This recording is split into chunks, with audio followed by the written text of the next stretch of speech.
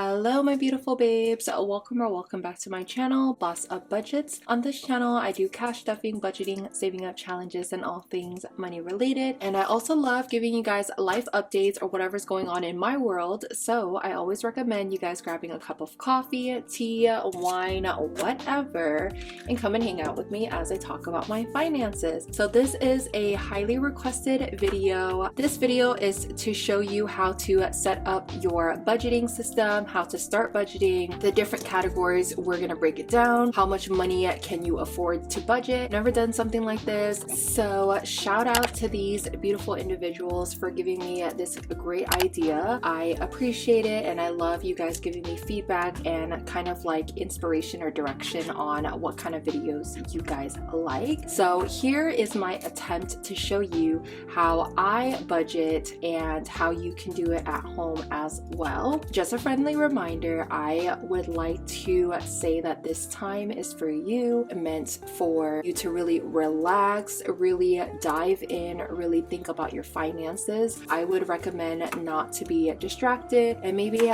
you know, light up a candle, grab yourself some coffee, and put yourself in the nice quiet room inside your house and, you know, just be in that element, be in that space. Usually I like listening to lo-fi music, listen to some jazz while I do this. I really do like taking the time out every week, every month to really budget plan for myself. When I first started budgeting, I spent many hours, I want to say not even hours, days planning out my budget because I had inspiration coming from so many different ends. I did a lot of research. I was looking at a lot of other budgeters to see how they set up their system, see what kind of envelopes they do. So basically, this is just a fair warning that you may have to spend a couple of hours at least to set up your budget. So yeah, that's just my friendly disclaimer, my friendly reminder for you guys. So this is the budget planner I'm going to use today to show you guys how to budget. I have kind of like this example, but I have it in a spreadsheet that I made for myself. I typically go to the spreadsheet just because it's easily accessible. This is an easy route too, and when I first started out budgeting, I actually did do pen and paper because it was easy to cross things out,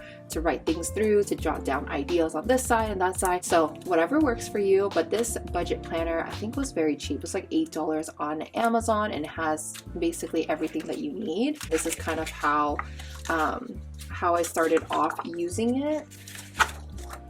And as you can see, there's sheets for you to budget review, ideas and notes section. It's like a bullet journal almost. So let's go into here. So there's a section where you can write your goals, your checklist, your income, things like that. So we'll start with this page first. So they have this month's goals, they have checklists, they have income and amount, savings and amount. So this is kind of where we need to start with. You need to look at what kind of income is coming in for you. Now, everyone has different incomes. People have multiple streams of income. People have side hustles. People have this and that. So you really need to take a look at what is consistent, what is inconsistently coming in. So for example, for me, when I was working, right now I am on unemployment. When I was working, it was my 9-to-5 job. Then I also had YouTube that paid me every couple of months. So that was a side hustle. That was another stream of income. I've seen budgeters use their Etsy income, their YouTube income, their website income, things like that. But I think the easiest one for us to start is really income from your 9-to-5 or income from your work. Usually that's the biggest amount for a lot of people. What we're going to do is we're going to use an example. Say you are working a full-time job and you are getting paid $20 per hour. So full-time meaning you work 40 hours a week. So the second thing you need to think about is how often do you get paid? Is your company paying you bi-weekly? Is your company paying you weekly? How does that paycheck look for you? Do you get paid every Friday? Do you get paid twice a month? You know, it's very important to see when that money is going to come in and how you want to budget. I've seen people budget weekly. I've seen people budget monthly. What works for me is I budget weekly. Even if I have my paycheck coming in every 2 weeks, I will split that up into 2. So right now my unemployment is coming in every other Friday. Once I get the money on Friday, I split that money, and one half of it is going to be spent this week, the second half is going to be spent next week. And if it's weekly, of course, that's so easy for you. You can just budget as soon as money comes in. And if you're bi-weekly or monthly, you hold on to that money and you kind of split it up into per week. You can make 4 little sections at home. This is week 1's money, week 2, week 3, week 4. I'm not going to touch week 2 to week 4 until the days come. Your income is $20 per hour and you work 40 hours a week. I'm just going to use my calculator here. That, of course, equals $800. We live in America, so we don't really see that $800. We have to pay for taxes. In this bracket, I would assume that you're paying around 20%. It could be less than that, but let's just say you are paying 20% of taxes. Realistically, you only get 80% home. You have $640 per week that you get to spend. If you want to look at it in a monthly basis, get $25.60, because we are going to take this number and we're going to multiply it by 4 for 4 weeks. $25.60, roughly $25.60. That's why sometimes when you watch budgeting channels, they'll be like, oh, it's a magic month, because they actually get paid 5 weeks worth, because some months do have 5 weeks. I believe there's 4 months in a year that will have 5 weeks, but roughly let's just say that you will be getting $25.60 per month. This is the number that you need to worry about, because usually when you have expenses, it's once a month. For example, your phone bill, they'll charge you every 11th of the month. Car insurance, they'll charge you every 15th of the month. So they only charge you once. So it's really good to look at it at a monthly basis to kind of see where your budget is going. So we'll work with this number, $25.60. So here in this journal, it does have on the side like housing, food, healthcare, transportation, personal loans, things like that.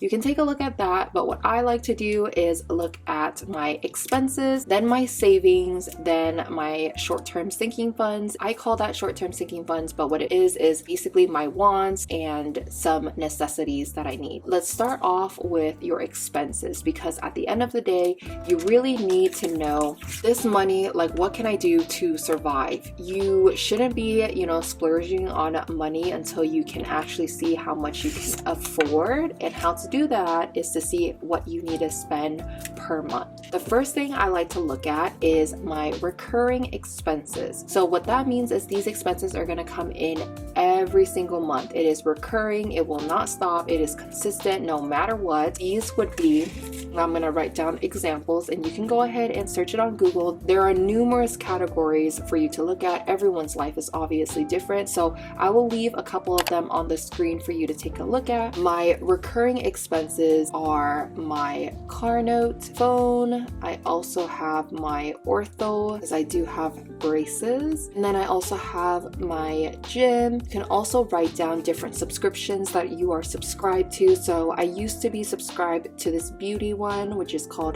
BoxyCharm, Amazon Prime, DoorDash, and then I also have Pandora. So these were some of the subscriptions that I have had before. At this point, what you're gonna see is how much each of your categories is costing you. For example, your car notes, and these are made up amounts. Let's say car note is $200. Let's say your phone bill is $50, ortho for $150, gym is $50, and let's say all of these are called subscriptions, right? You can break them down and make envelopes for BoxyCharm, Amazon, DoorDash, Pandora. What I like to do is just categorize them as subscription, because sometimes subscriptions fluctuate. Sometimes you add new subscriptions, sometimes you take out some, especially people who are not making their own envelopes and have to go buy it. I would just recommend being more high level, using subscription to be more vague so that you can add everything up. But let's say each of these 4 add up to $50 worth of subscriptions per month. I forgot, one of the most important ones that people have is rent, which usually by month it's quite a bit. So let's say $1,000. So we'll add all of this up. 50 for gym and 50 for subscription. In total, that is $1,500 for your recurring expenses. We'll go back to that amount, $25.60. We'll take $25.60, subtract it by $1,500.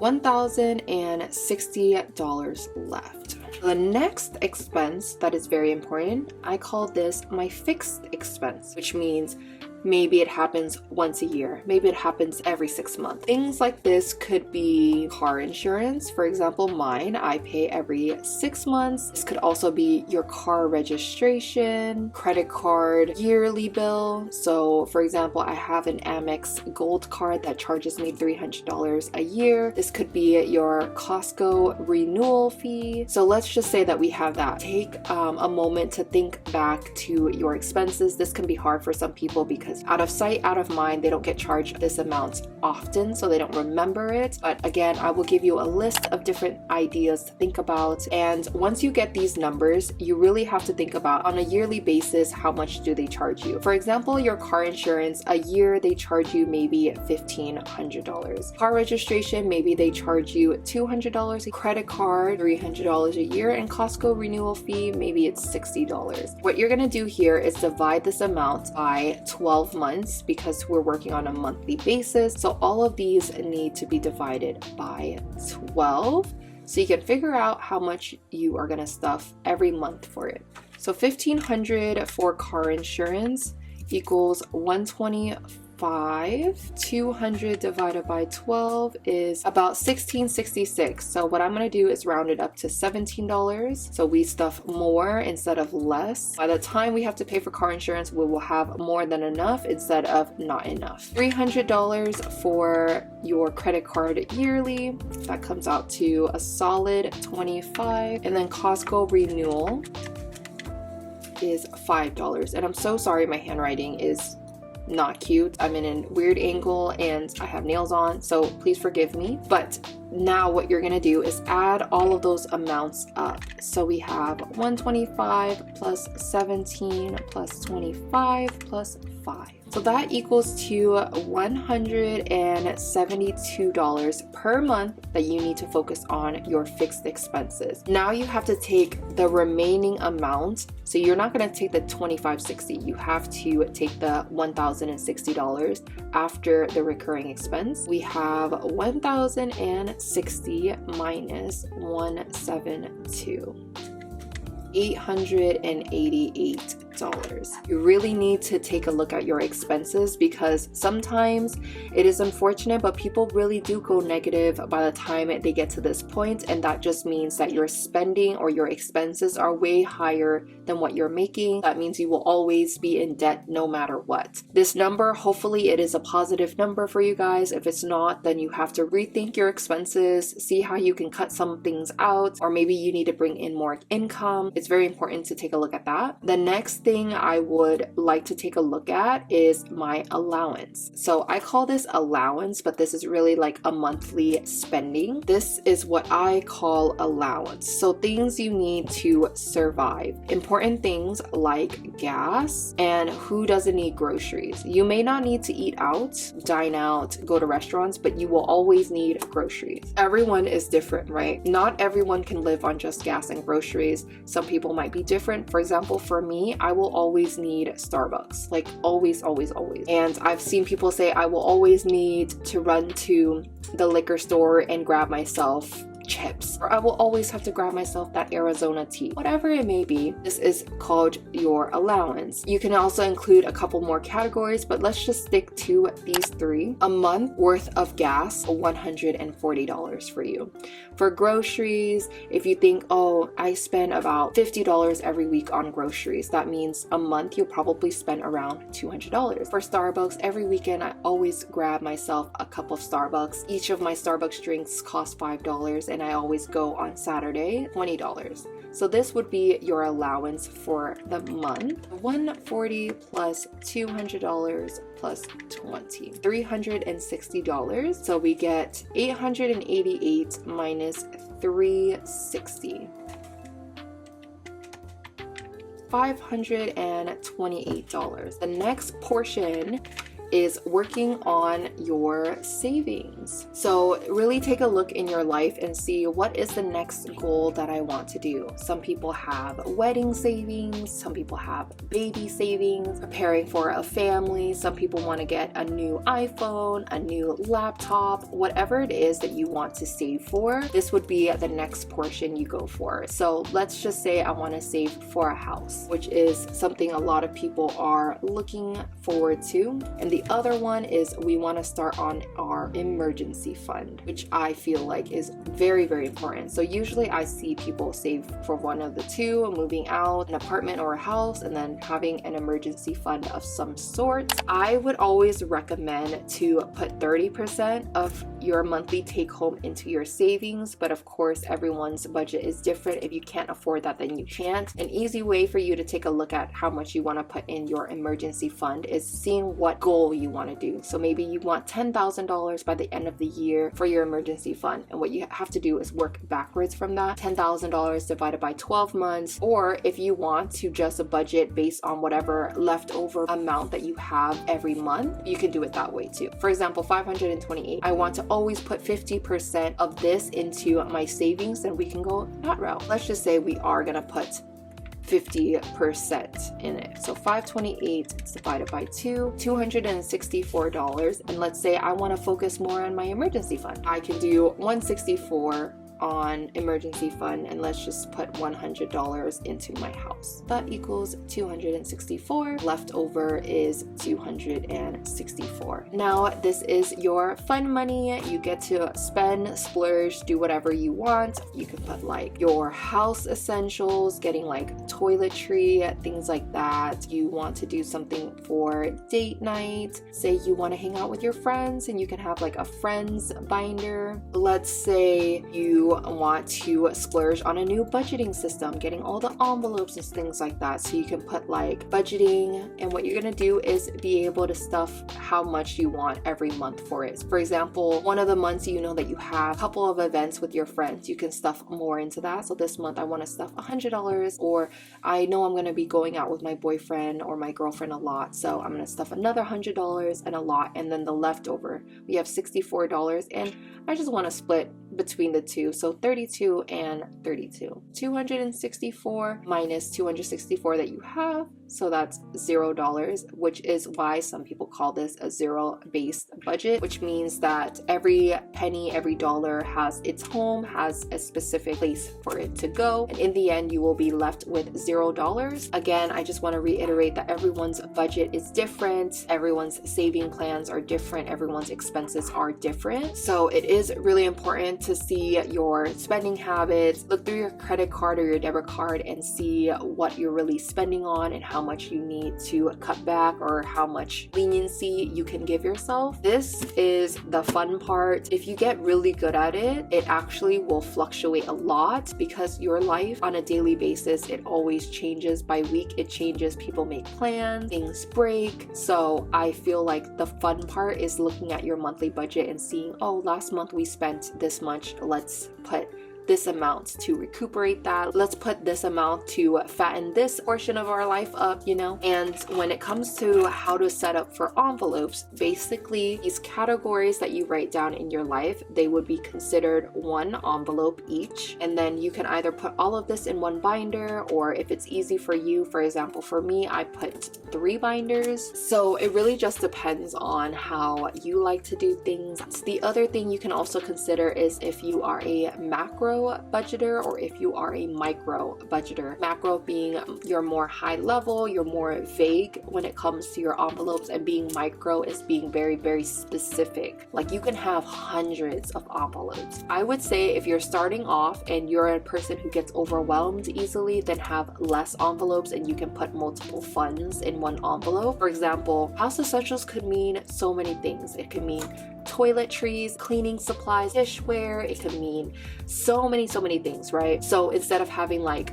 3 to 5 to 7 different envelopes, you can just put house essentials, and you know that whatever it is that I go out and I spend on, like if I get new towels, if I get new bed sheets, that would be taken out of house essentials. So I would recommend, if you're first starting off, to be a little bit more macro, a little bit more vague. It also is easier on your wallet if you're gonna go on Etsy and buy multiple envelopes. You can definitely reuse these envelopes because they're so vague, versus if you get something for toiletries and then you realize that you don't actually need anything for toiletries and then your envelope goes to waste.